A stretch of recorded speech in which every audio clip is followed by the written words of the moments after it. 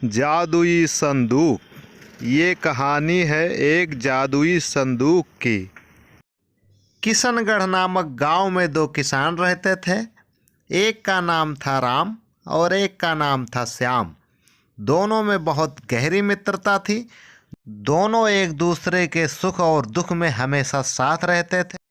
दोनों एक दूसरे के साथ में खेती बाड़ी का भी काम करने आते और जाते रहते थे। दोनों में बहुत गहरी मित्रता थी। खेती बाड़ी का काम खत्म करने के बाद में दोनों दोस्त एक दूसरे के साथ में शहर भी चले जाया करते थे मेहनत मजदूरी करने के लिए। दोनों दोस्त आपस में बातें करते हुए चले जाते हैं। अचानक ही वो एक पेड़ के नीचे पहुंचते हैं। उस पेड़ के नीचे एक अजीबोगरीब संदूक पड़ी रहती है। उन दोनों को बहुत आश्चर्य होता है और ये सोचने लगते हैं कि इस संदूक में आखिर है क्या। दोनों में उत्सुकता जगती है कि आखिर इस संदूक में है क्या, ये खोलकर देखा जाए। एक दोस्त उस संदूक को खोलता है। फिर उन्होंने वो संदूक खोला। दोनों आश्चर्यचकित हो गए। अरे ये क्या! पूरा संदूक सोने के सिक्कों से खचाखच भरा हुआ था। दोनों बहुत आश्चर्यचकित थे। दोनों आपस में बहुत खुश होते हैं।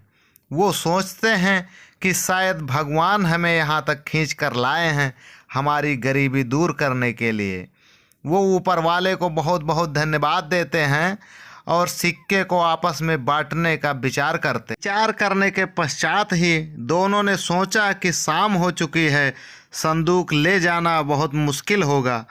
इसलिए दोनों ने विचार बनाया कि एक लोग यहाँ पर इस संदूक की रखवाली करेंगे और एक लोग घर से जाकर खाना लेकर आएंगे और दोनों लोग खाना खाकर यहीं रात भर विश्राम करेंगे और दूसरे दिन सुबह बैलगाड़ी से संदूक को घर लेकर जाएंगे। यह विचार करके वहीं पर दोनों लोग रुक गए। धीरे धीरे अब शाम हो चुकी थी तो राम ने श्याम से कहा कि श्याम, तुम घर जाकर खाना ले आओ, मैं यहाँ पर संदूक की रखवाली करता हूँ। इतनी बात कहने के बाद वो वहाँ पर आराम से बैठ जाता है और उसकी बात सुनने के बाद में श्याम वहाँ से चल देता है घर की तरफ खाना लाने के लिए। उसने उससे कहा कि देखो भाई, बहुत सावधानी से रहना, मैं घर जाकर तुम्हारे लिए खाना लेकर आ। राम के कहने पर श्याम घर की तरफ खाना लेने के लिए निकल जाता है। जब श्याम वहाँ से चला जाता है तो राम संदूक की तरफ देखकर अपने आप में सोचता है कि काश ये पूरा संदूक मेरा होता।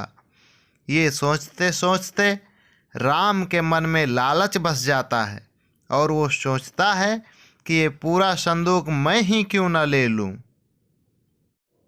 फिर राम ये सोचने लगता है कि श्याम के आते ही मैं उसको जान से मार दूंगा और पूरा संदूक से भरा हुआ सोने का सिक्का मैं खुद ले लूँगा। और उधर श्याम जब घर खाना लाने जाता है तो उसके दिमाग में भी लालच बस जाता है और वो सोचता है कि मैं खाने में जहर मिला दूंगा और राम जब मर जाएगा तो मैं पूरे संदूक के सोने का सिक्का खुद ले लूँगा। उधर श्याम खाने में जहर मिला करके राम को मार देना चाह रहा है। यहाँ राम कुल्हाड़ी से काट काट कर श्याम को मार देना चाह रहा है।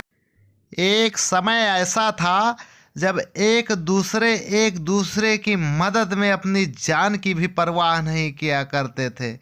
आज वही एक दूसरे के दुश्मन बन गए। जब श्याम राम के लिए खाना लेकर राम के पास पहुंचता है तो राम उस पर कुल्हाड़ी से वार करके उसे मार डालता है। श्याम कुछ ही देर में तड़प तड़प कर मर जाता है।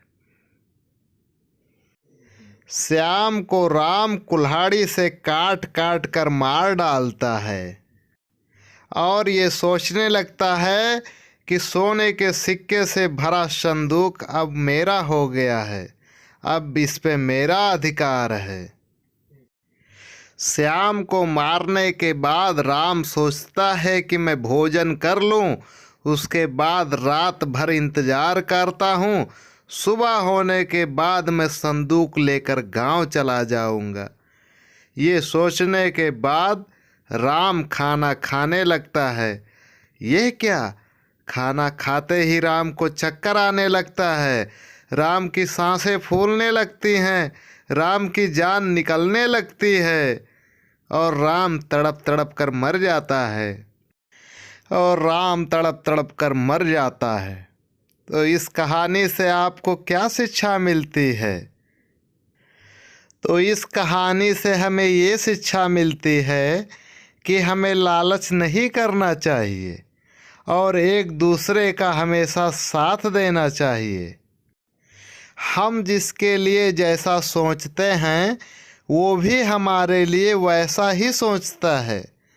तो हमें दूसरों के बारे में अच्छा ही सोचना चाहिए और अच्छा ही करना चाहिए, तो सामने वाला भी आपके बारे में अच्छा सोचेगा और अच्छा ही करेगा।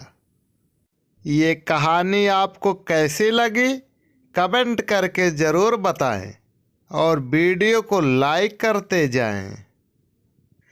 ऐसे ही रोचक कहानियाँ पाने के लिए आप हमारे चैनल को सब्सक्राइब करें और बेल आइकन को भी ऑन करें। आपको हमेशा वीडियो मिलते रहेंगे। यह एक काल्पनिक घटना है, इसका वास्तविकता से कोई संबंध नहीं है। शिकायत और सुझाव के लिए आप हमें कमेंट कर सकते हैं।